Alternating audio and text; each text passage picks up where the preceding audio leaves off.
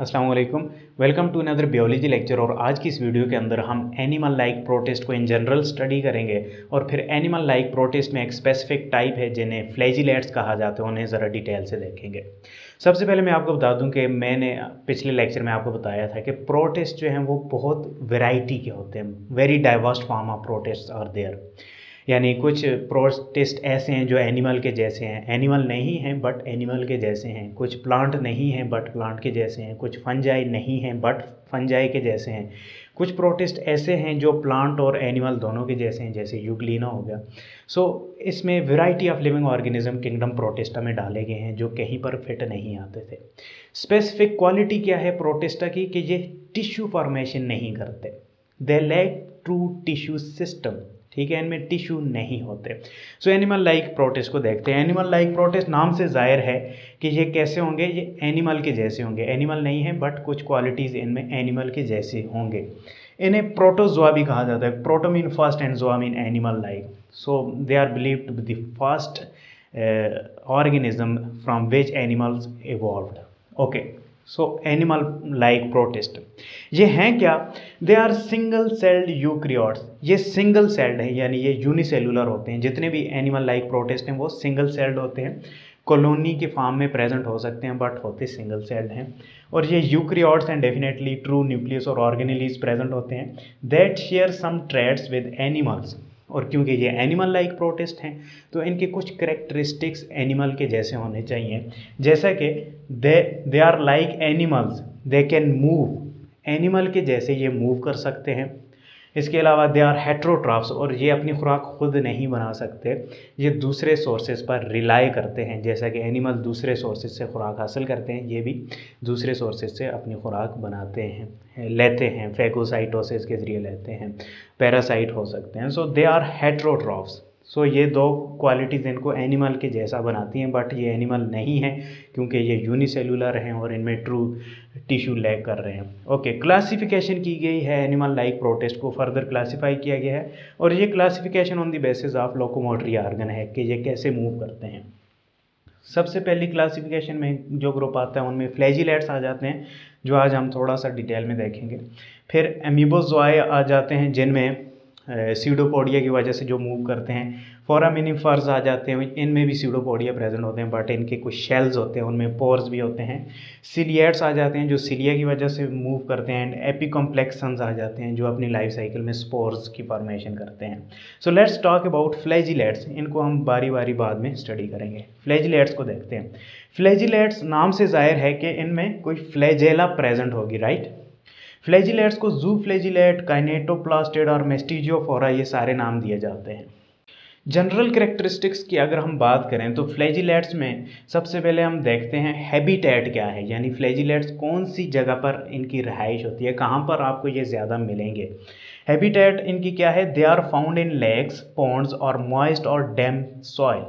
ये आपको लेक्स में मिलेंगे, झील वगैरह में, पॉन्ड्स में जो तालाब होते हैं, यानी स्टेगनेंट वाटर जहाँ पर पानी खड़ा होता है वहाँ पर मोस्टली आपको ये मिलेंगे। और मॉइस्ट और डैम्प सॉइल जो नम मिट्टी होती है वहाँ पर भी ये प्रेजेंट होते हैं। लोकोमोटरी ऑर्गन की बात करते हैं, डेफिनेटली फ्लैजिलेट्स हैं तो इसमें लोकोमोटरी ऑर्गन क्या होगा? फ्लैजेला होगा। They have flagella as a locomotory organ. और फ्लैजेला आप जानते हैं, फ्लैजेला की वजह से ये मूव करते हैं। और फ्लैजेला की मूवमेंट कैसी होती है? प्रोपेलर लाइक मूवमेंट होती है। प्रोपेलर बोलते हैं जो चाबक नहीं होती, चाबक जब हम ऐसे फेंकते हैं तो ऐसे करके जाती है, ठीक है, उसे प्रोपेलर मूवमेंट बोलते हैं। तो उसके जैसी इसकी मूवमेंट होती है। ये देखिए, ये फ्लैजेला है तो ये इसी तरीके से मूव करती है। यहाँ पर मैंने डॉटेड लाइन से शो किया हुआ है। इसके बरक्स अगर हम बात करें सिलिया की, तो सिलिया सपोज ये सिलिया आ गया तो सिलिया ऐसे मूव करती है, ठीक है, या इधर जाएगी या इधर जाएगी। ये चप्पू की तरह चलती है, जैसे हम कश्ती नहीं चलाते तो उसकी जैसे चलती है, जबकि फ्लैजेला जो है इसकी मूवमेंट प्रोपेलर लाइक होती है। ओके, मोड ऑफ न्यूट्रिशन की बात करते हैं कि ये अपनी खुराक कैसे बनाते हैं, कैसे खुराक हासिल करते हैं और कैसे सर्वाइव करते हैं। दे आर हेट्रोट्रॉफ्स, यानी ये अपनी खुराक खुद तो नहीं बना सकते, ये दूसरे सोर्सेज पर रिलाई करते हैं। ये हेट्रोट्रॉफ्स हो सकते हैं। इन्हें होलोजॉइड भी कहा जाता है, यानी फैगोसाइटोसिस से दूसरे ऑर्गेनिज्म को ये इनगल्फ कर सकते हैं। छोटे छोटे पार्टिकल्स होते हैं उन्हें इनगल्फ करते हैं, उससे अपनी खुराक बनाते हैं।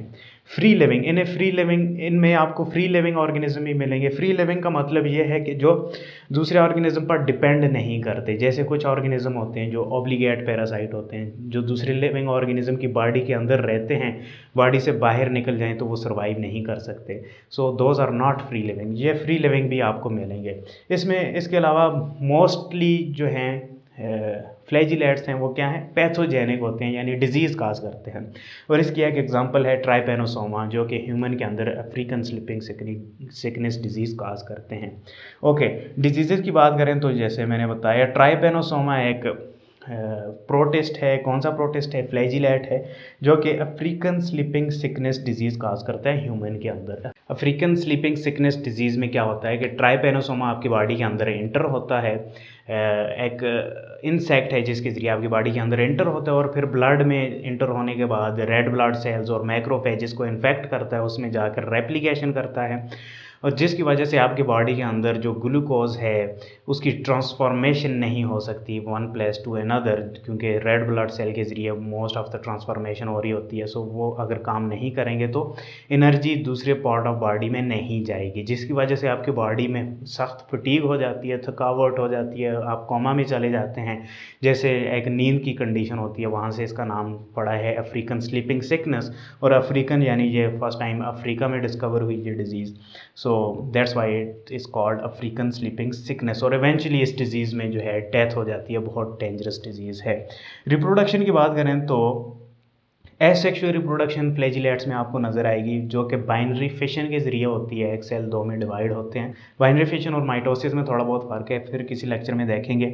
और यहाँ पर डायग्राम देख लेते हैं ट्राइपेनोसोमा की। ये सिंगल सेल्ड होते हैं, ठीक है। इसमें डेफिनेटली न्यूक्लियस प्रेजेंट होता है, यूकैरियोट्स हैं, और साइटोप्लाज्म प्रेजेंट होता है। और इसके अलावा फ्लैजेला जो है ये पोस्टीरियर एंड से स्टार्ट होती है, निकलती है, और यहाँ पर एक वेब लाइक स्ट्रक्चर बनाती है जो कि अटैच्ड होती है इसकी सेल मेम्ब्रेन के साथ, ठीक है। यहाँ तक ये अटैच होती है और फिर करते करते यहाँ पर एट द एंड ये जो फ्लैजेलम है ये फ्री हो जाती है। सो डेफिनेटली ये फ्लैजिलेटेड हैं तो इनमें फ्लैजेलम प्रेजेंट होती है, जिसकी वजह से ये मूव करते हैं। So this is the anterior end of Trypanosoma, जो कि अफ्रीकन स्लीपिंग सिकनेस डिजीज़ काज करता है, which is a deadly pathogen.